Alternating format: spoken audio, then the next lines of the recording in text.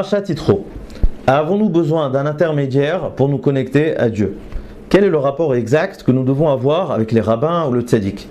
Moshe Rabbeinu parlait directement à Dieu, c'était le plus grand prophète de l'histoire, et pourtant, c'est son beau-père, Yitro, ancien prêtre idolâtre, qui va lui dire quelque chose que personne n'a jamais osé lui dire, une remarque qui semble anodine, mais qui pourtant va révolutionner le judaïsme. Juste avant Matan Torah, la Torah nous raconte que Moshe siège seul au tribunal, donc il est tout seul, lui tout seul, à juger le peuple du matin jusqu'au soir. Toutes les controverses, tous les désaccords, tous les litiges, tout passe par Moshe Rabbeinu. Jusqu'à ce que Yitro, son beau-père, voit ça et lui dit Loto vadavar asher ata oseh. Ce n'est pas bien ce que tu fais. Madou ata yoshev al vadecha, pourquoi tu es assis seul? Chol ha'av nitzav alecha mi boker ve'aderev, et le peuple se tient devant toi du matin jusqu'au soir, c'est absolument pas bien. C'est alors que Yitro va lui porter conseil et va lui dire tout simplement de déléguer. Saré alafim, saré meot, saré chamishim, etc. Des chefs donc de milliers, de centaines, de cinquantaines, de dizaines. Et donc tu vas répartir la tâche. Et les affaires de tous les jours du quotidien, ça sera donc tous les shoftim qui vont s'en occuper, tous les juges. Et toi, tu t'occuperas des affaires compliquées. Et nous voyons que Moshe accepte et il écoute donc la voix de son beau-père. Mais ce récit est extrêmement étonnant, tout d'abord de par son emplacement, juste avant Matan Torah. Et en plus, selon certains avis, cette histoire-là a eu lieu après Matan Torah. Donc comment ça se fait que la Torah a jugé utile d'interrompre le cours de l'histoire, d'interrompre le passage de la sortie d'Égypte vers Matan Torah par cette histoire-là qui paraît totalement anodine, banale, sans véritablement d'utilité historique? On pourrait également s'interroger, qu'est-ce qu'il y a d'exceptionnel dans le conseil de Yitro? Yitro dit quelque chose de tout à fait simple. Qu'est-ce qu'il y a d'exceptionnel où Moshe Rabbeinu va juger utile et nécessaire dans le Sefer Devarim, juste avant de rentrer en Eretz Israël, de rappeler, lorsqu'il va relater les faits Matan Torah, Moshe Rabbeinu va juger nécessaire de rappeler cette histoire-là des Shoftim, du conseil donc de Yitro. Il va dire Avu lanu anashim, chachamim idvonim, etc. Pourquoi c'est tellement important? Et j'aimerais également m'interroger, ce conseil de Yitro a l'air totalement simple, qu'est-ce qu'il y a d'extraordinaire, qu'est-ce qu'il y a d'intelligent? Pourquoi Moshe Rabbeinu n'y avait pas pensé? Pourquoi personne d'autre n'avait pensé à cette chose-là jusqu'à ce que ce soit précisément Yitro qui va venir donc proposer ce conseil? Pour comprendre cela, analysons la réponse de Moshe juste après la réplique de Yitro. Et le verset nous dit Kiavo Elai Am Lidrosh Elokim, lorsque le peuple va venir consulter le Seigneur, consulter le divin.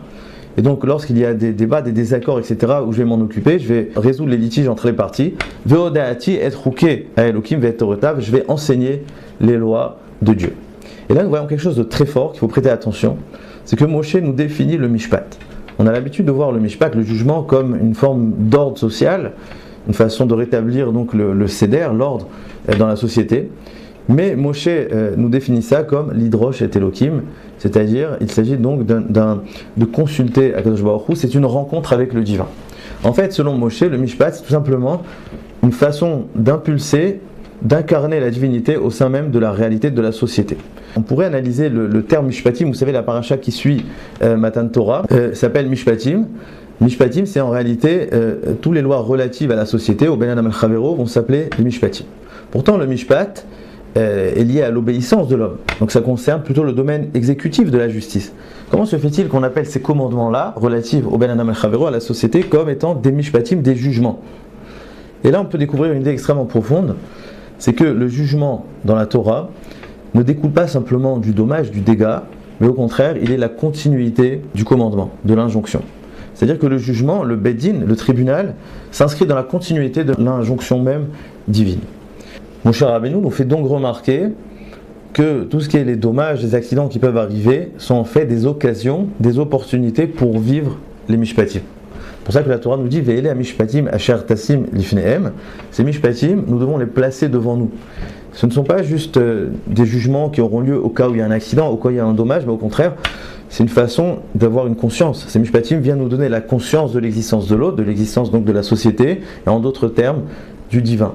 On ne parle pas d'accident, la Torah, on m'a fait remarquer que la Torah ne dit jamais im, mais elle parle de qui dans la paracha de Mishpatim? Qui tikne vedivri, qui gar shor, etc. C'est-à-dire qu'on parle ici d'une réalité. Et donc cette paracha, Moshe Rabbeinu vient de nous apprendre que le Mishpat, c'est une façon d'incarner, d'inscrire la divinité dans la réalité de tous les jours, dans la société, dans le monde du travail, etc., dans nos relations avec notre prochain. Et à partir de ce moment-là, on peut comprendre quelque chose de très profond, cette capacité de pouvoir justement être un juge. car pour Moshe Rabbeinu, il était donc une forme d'intermédiaire exclusif. Parce qu'il faut bien comprendre qu'on est dans la suite, dans la continuité ici de la sortie d'Égypte, de Matan Torah, ou juste avant Matan Torah, ou juste après, selon les avis. Mais on est encore dans une dimension où le peuple est totalement spectateur. Il observe, il n'est absolument pas acteur. C'est Moshe Rabbeinu qui intervient depuis le début, c'est Moshe Rabbeinu donc qui intervient dans la délivrance, avant même la délivrance, au cœur de la délivrance, et ensuite il les accompagne vers Matan Torah, c'est lui qui va amener la Torah sur terre. Et donc naturellement pour Moshe Rabbeinu, c'était lui tout seul qui pouvait être cet intermédiaire-là, qui pouvait justement répondre à leurs litiges, répondre à leurs désaccords, qui est donc, comme nous avons dit, la continuité de l'intervention divine, de la révélation de Dieu. Puisque comme nous avons dit, les Mishpatim sont une forme de révélation divine dans la société, l'Hidrosh et Elohim, c'est une rencontre avec le divin, et donc pour Moshe Rabbeinu, c'était lui tout seul qui pouvait faire cette chose-là. Et c'est là où va intervenir Yitro, et nous allons comprendre bientôt pourquoi précisément Yitro, mais Yitro va lui dire « Lotov Adavar Asher Ata Ose » je ne suis pas d'accord avec toi. Je ne suis pas d'accord avec toi, c'est-à-dire que c'est vrai que dans tout ce qui est de la naissance du peuple, on a besoin de passer par toi. C'est toi qui as fait sortir le peuple, c'est toi qui vas donner la Torah. Mais tout ça, c'est lorsqu'on parle de la naissance du peuple. Mais ensuite, le peuple va devoir devenir indépendant. En d'autres termes, il va devoir créer un rapport direct avec le divin. C'est un petit peu comme une personne qui apprend à conduire. Au début, il a besoin du professeur de conduite, puis ensuite, il a l'accompagnateur. Mais tout ça dans le but de finalement pouvoir conduire tout seul, pouvoir être autonome. C'est ce que Yitro va lui dire. Yitro va lui dire, c'est vrai que nous avons reçu la Torah grâce à toi. C'est vrai que c'est toi qui as fait descendre la dimension divine sur terre. Mais tout ça, c'est lorsqu'il s'agit de la naissance de Yetziat Mitzrayim, Matan Torah. À partir de ce moment-là, chacun va devoir adhérer par lui-même, par sa propre initiative, à la divinité. Il ne s'agit pas juste d'obéir aux ordres de Dieu, mais de devenir les vecteurs de la divinité. Et c'est pour ça que Yitro va lui donner précisément ce conseil de mettre plusieurs juges, pour nous dire quelque chose d'extrêmement profond. Chaque juif est potentiellement un juge. Chaque juif a la potentialité d'être un juge. On est tous des juges en réalité. Chaque juif est un juge potentiel. C'est ça qui vient lui dire Yitro, dans le sens que chaque juif peut se connecter au divin. Et donc on n'est pas là juste pour obéir et puis lorsqu'il y a un litige, s'adresser au tribunal, etc. Mais au contraire, on est là pour intégrer, pour avoir cette conscience du tribunal tous les jours, dans le cœur même de notre vie active de tous les jours. Nous devons vivre justement cette divinité-là. Et c'est ça que vient lui dire Yitro à Moshe, chacun peut devenir chauffette. Donc Saré Alafim, Saré Meot, Saré Chamishim, Saré Asarot. Plus il y a de juges dans le clan d'Israël, mieux c'est. À partir de cela, eh bien, on peut comprendre pourquoi c'est précisément Yitro qui est venu apporter ce conseil. Car Yitro, contrairement à Moshe, contrairement à tout le peuple d'Israël, c'est le seul qui a adhéré au judaïsme sans avoir été élu. Yitro est venu amener un regard totalement extérieur. Il n'a pas été élu, il n'a pas été choisi par Dieu, il n'a pas subi, il n'a pas assisté au miracle directement de Dieu, mais simplement il a eu une démarche extérieure, une démarche personnelle. Il a eu une réflexion totalement intellectuelle. On dit souvent, si Abraham a adhéré au judaïsme à travers son observation de la nature, du monde, etc., eh bien Yitro a adhéré au judaïsme en observant l'histoire. Il a vu non seulement des miracles, mais il a vu un Dieu qui choisit un peuple et un peuple qui adhère, qui va se battre dans la guerre de Amalek pour Dieu. Et donc à partir de cela, il a compris qu'on peut adhérer au judaïsme par son initiative, par sa démarche personnelle.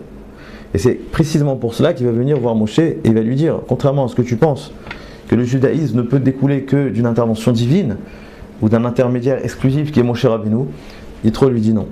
L'homme par lui-même a ce potentiel d'adhérer lui-même à la divinité. De la même façon que moi j'ai pu me convertir, et bien pareil, chaque juif, au même titre que moi, va pouvoir adhérer par sa propre démarche, par sa propre initiative à la divinité, va pouvoir s'attacher totalement à Kadosh Baruch Hu sans même passer par un intermédiaire. Et donc c'est ça l'importance. On posait la question tout à l'heure, quelle est l'importance de ce récit-là juste avant Matan Torah? Et en réalité c'est précisément ça le sens profond de Matan Torah. C'est pas simplement que nous avons reçu 613 mitzvot et Aseret Diberot, mais c'est que nous avons vu le divin. Matan Torah c'est avant tout une révélation divine envers l'homme.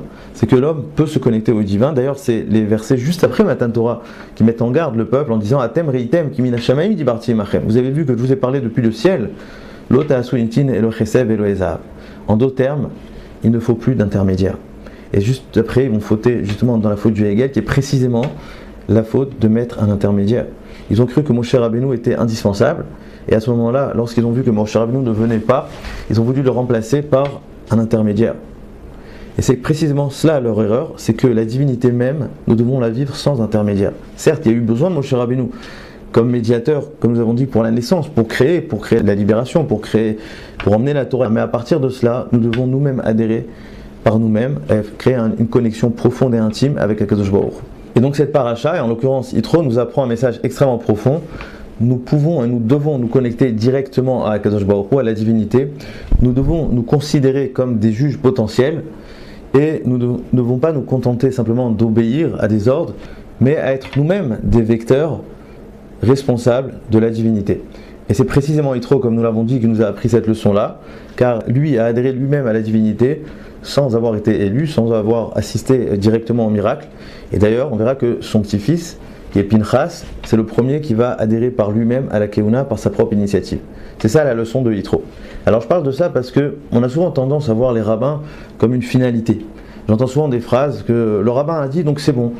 On va voir le rabbin et puis on s'intéresse juste par le psak, parce qu'il va nous trancher. Mais on ne cherche pas à aller plus loin, on ne cherche pas le sens. Ouais, souvent il y a des gens qui disent je ne veux pas entendre des complications, je ne veux pas entendre toutes sortes de raisonnements, je veux juste savoir oui ou non, c'est bon, c'est pas bon, le rabbin a dit oui. On a l'impression que c'est le rabbin qui détient un certain pouvoir.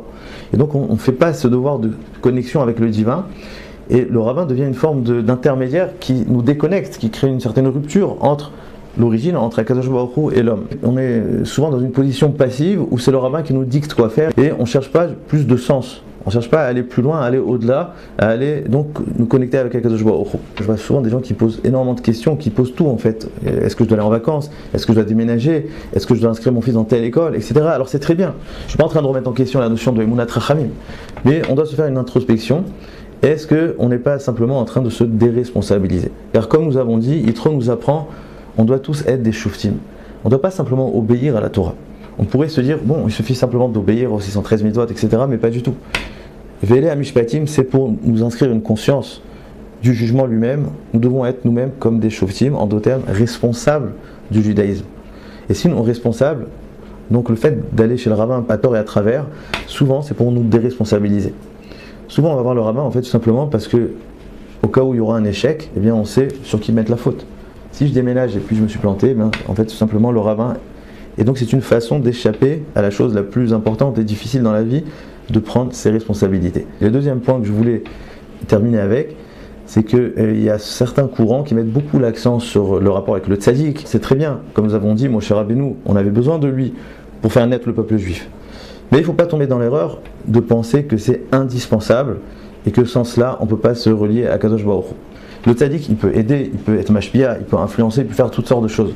Mais au bout du compte, le rapport intime et réel, c'est nous-mêmes qui le faisons avec Kadosh Baruch Hu.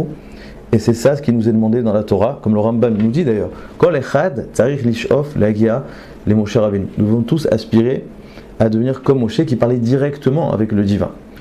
Et le même Rambam d'ailleurs nous dit par ailleurs qu'à partir du moment où on donne trop d'importance à l'intermédiaire, et bien à ce moment-là, on tombe dans la Vodazara, un petit peu comme dans le christianisme. Voilà une leçon qui nous donne une très très grande importance à l'homme. On a tous la possibilité de nous connecter directement avec Kadosh Baruch Hu et d'être nous-mêmes des shoftim, des juges potentiels. Shabbat Shalom.